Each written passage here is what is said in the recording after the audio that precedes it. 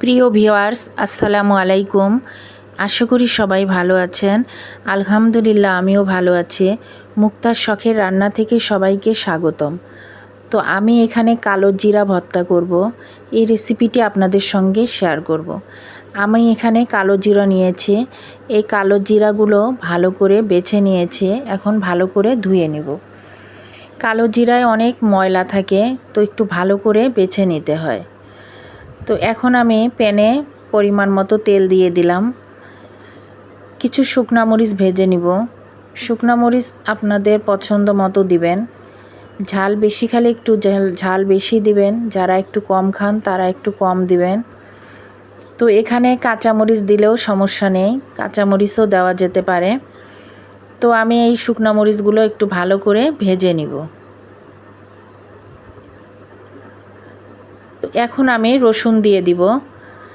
আমি এখানে দুটো বড় সাইজের রসুন নিয়েছি। এখানে একটু রসুনের পরিমাণ বেশি লাগবে, তো রসুন দিয়েও একটু ভেজে নিব। এই ভর্তায় পেঁয়াজ রসুনের পরিমাণটা একটু বেশি লাগবে। তো এটা একটু ভাজা হয়ে গেলে এখন আমি এখানে পেঁয়াজ দিয়ে দিব।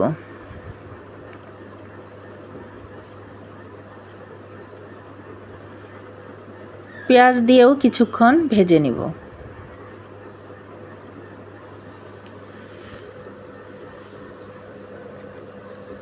তো এটা কিছুক্ষণ ভেজে নিব একটু লাল লাল করে। কালো জিরা কিন্তু সকল রোগের মহা ঔষধ, এটা আমরা সবাই জানি। তাই আমরা যদি সব সময় কালো জিরা খাওয়ার অভ্যাস করি তাহলে আমাদের শরীর ভালো থাকবে। কালো জিরা কিন্তু ঠান্ডা রোগেরও উপকার। তো আমরা কালো জিরা এইভাবে ভর্তা করেও খেতে পারি। আবার কালো জিরা ভালো করে ধুয়ে পরিষ্কার করে বেছে ভালো করে ধুয়ে রোদে শুকিয়ে যদি ভেজে রেখে দেই কাচের জারে, তাহলে এটা আমরা সব সময় চিবিয়ে খেতে পারি। তো কালো জিরাটা ভালো করে ধুয়ে নিয়েছি। এখন আমি এই কালো জিরাটা দিয়ে দিলাম। দিয়ে এটা কিছুক্ষণ আমি নেড়ে চেড়ে নিব। এটা ঠিক 2 থেকে 3 মিনিট ভাজবো, এর বেশি না। এর বেশি ভাজলে তিতা হয়ে যাবে। তো এটা বেশি ভাজা যাবে না, এটা মনে রাখতে হবে, খুব অল্প সময় ভাজতে হবে।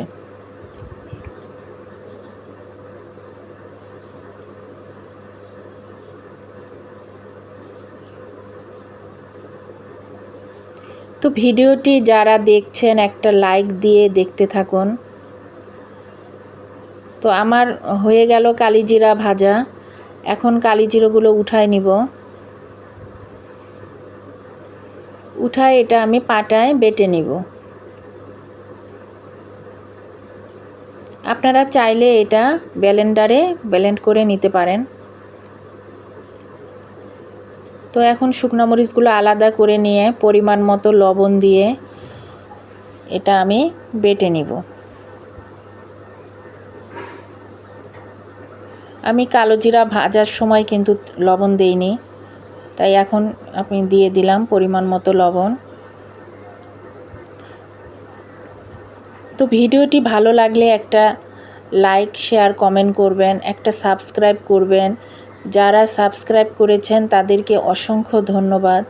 আর যারা আমার চ্যানেলটিতে নতুন এখনও সাবস্ক্রাইব করেননি তারা দয়া করে অবশ্যই একটা সাবস্ক্রাইব করবেন। পাশে থাকা বেল আইকনটি ক্লিক করে দিবেন, নতুন নতুন ভিডিও সবার আগে দেখতে পাবেন। তো কালিজিরাগুলো খুব মিহি করে বাটতে হবে। তো আমি আরেকটু বেটে নিব। তো আমার মিহি করে বাটা হয়ে গেছে। এভাবে কালিজিরা ভর্তা করে খাবেন, দেখবেন অনেক মজা পাবেন, অনেক ভালো লাগবে। ভর্তাটা অনেক সফট আর তেলতেলে সুন্দর হয়। অনেকে কালিজিরা ভেজে শুকনা ভেজে ভর্তা করে, আর আমি এভাবে করি। তো আশা করি রেসিপিটি ভালো লেগেছে। সবাই ভালো থাকুন, সুস্থ থাকুন। আগামীতে আবার কোনো রেসিপি নিয়ে আসব ইনশাআল্লাহ। আল্লাহ হাফেজ। আসসালামু আলাইকুম।